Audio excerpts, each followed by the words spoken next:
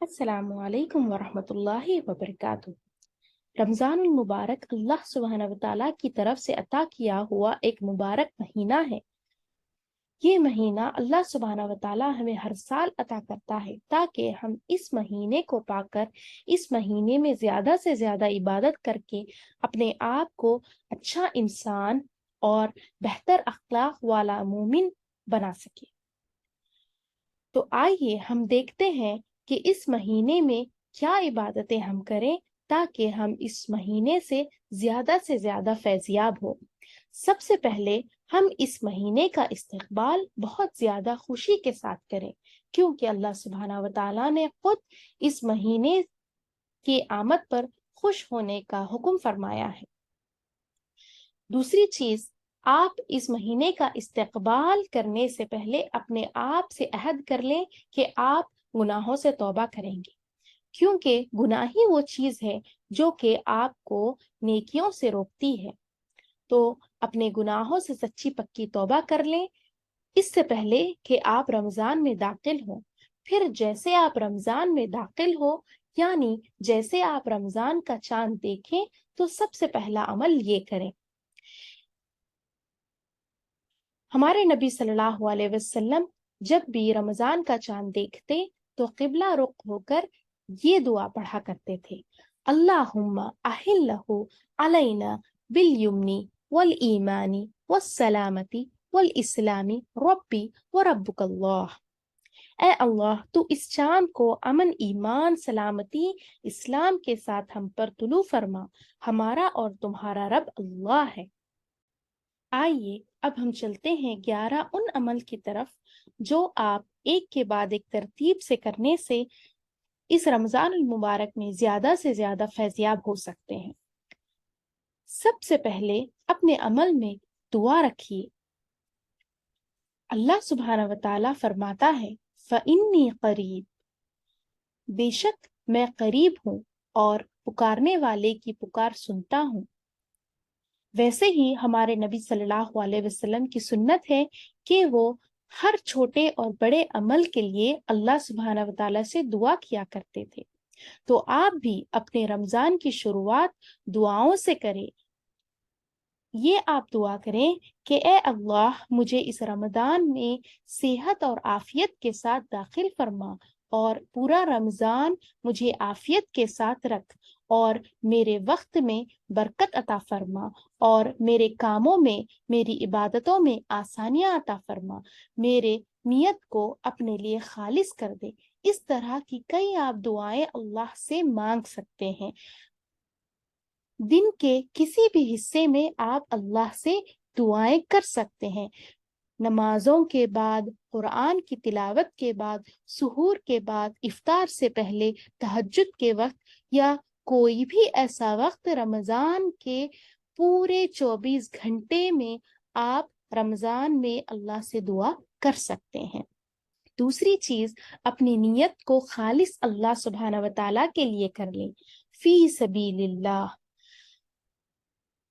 हर अमल सिर्फ और सिर्फ अल्लाह की रजा और खुशनुदी हासिल करने के लिए आप करें, क्योंकि एक हदीस के मुताबिक रसूलुल्लाह सल्लल्लाहु अलैहि वसल्लम फरमाते हैं कि अल्लाह तुम्हारे चेहरों को या तुम्हारे माल को नहीं देखता, बल्कि तुम्हारे इखलास नियत को देखता है।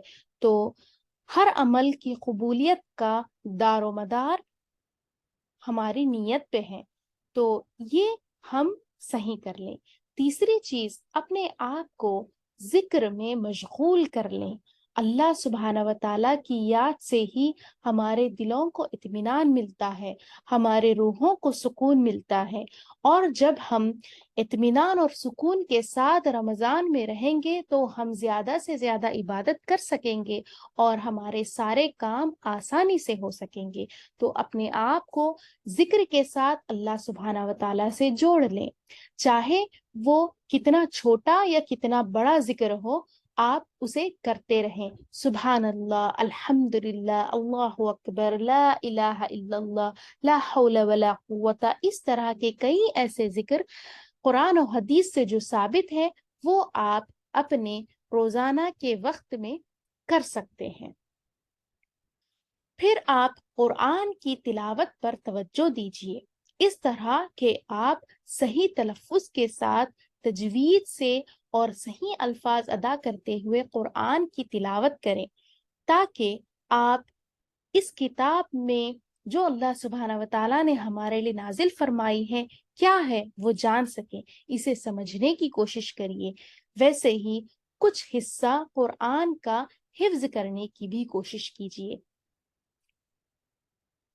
اس کے بعد جو بھی آپ قرآن پڑھیں اور یاد کریں اور سمجھیں، وہ آیتیں یا وہ صورتیں تراویح میں پڑھنے کی کوشش کیجیے۔ تراویح ایسی عبادت ہے جو کہ غیر رمضان میں موجود نہیں ہے۔ یہ نماز صرف اور صرف رمضان المبارک میں آپ پڑھ سکتے ہیں، اس وجہ سے اس نماز کو نہیں چھوڑیے۔ حدیث کے مطابق یہ نماز جو کوئی بندہ ایمان اور احتساب کے ساتھ پڑھے گا، اس نیت سے کہ اللہ اسے اجر عطا کرے گا، اس کے سارے صغیرہ گناہ معاف ہو جائیں گے انشاءاللہ۔ اس کے بعد اپنے عمل میں یہ خوبصورت نماز کو ضرور شامل رکھیے، کیونکہ تہجد وہ نماز ہے جو کہ فرض کے بعد اللہ کے نزدیک پسندیدہ نماز ہے۔ اور سحور بھی اللہ سبحانہ وتعالیٰ کی طرف سے ایک نعمت ہے۔ حدیث کے مطابق رسول اللہ صلی اللہ علیہ وسلم فرماتے ہیں کہ سحور مت چھوڑیے، کیونکہ یہ اللہ کی طرف سے بابرکت چیز ہے، چاہے ایک گھونٹ پانی کیوں نہ ہو، چاہے ایک کھجور کیوں نہ ہو، آپ سحور ضرور کر لیں۔ اور یہ وہ چیز ہے جو کہ دوسرے مذہبوں میں نہیں ہے، تو اس وجہ سے سحور کو ہم کسی بھی حال کرنا چاہیے۔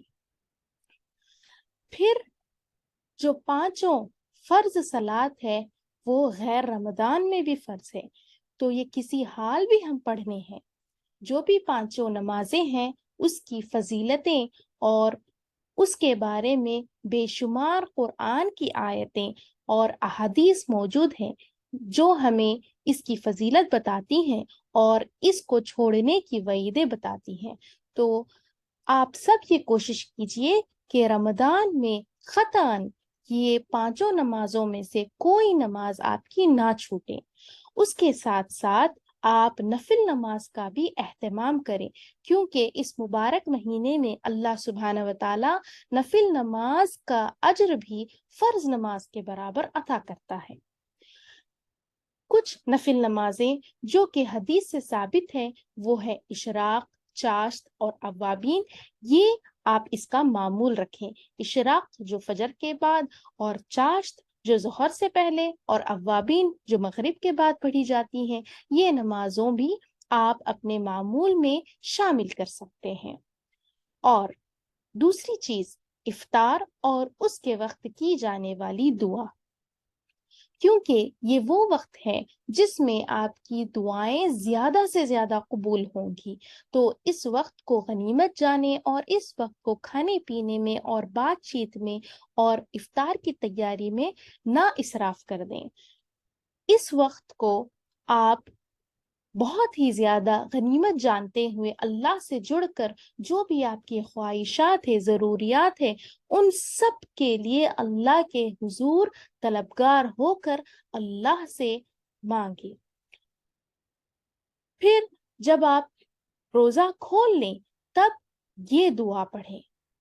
نبی صلی اللہ علیہ وسلم جب بھی روزہ افطار کرتے تھے تو یہ دعا پڑھا کرتے تھے: ذهب الظماء وابتلت العروق وثبت الاجر انشاء اللہ۔ پیاس بجھ گئی اور رگیں تر ہو گئی اور اجر اللہ کے یہاں ضرور ہے انشاءاللہ۔ آخری چیز، اپنے آپ کو صدقے کی عادت ڈال لیں، کیونکہ صدقہ ایسی چیز ہے جو کہ اللہ کو قرض حسنہ دینے کے برابر ہے۔ صدقہ دینے سے ہمارے اندر تقوی پیدا ہوتا ہے اور ہم ہر وہ وبا، بیماری اور آفتوں سے بچ جاتے ہیں جو کہ ہماری طرف آنے لگتی ہیں۔ تو اس وجہ سے صدقے کی عادت رکھیں، چاہے آپ روزانہ صدقہ کریں یا آپ گل ملا کے پورا صدقہ ایک بار دے دیں۔ اور یہ صدقے کا اجر و ثواب رمضان المبارک میں کئی زیادہ بڑا چڑھا کر اللہ کی طرف سے دیا جائے گا، تو آپ اس کو ضرور دیا کریں۔ آخری چیز اعتکاف ہے۔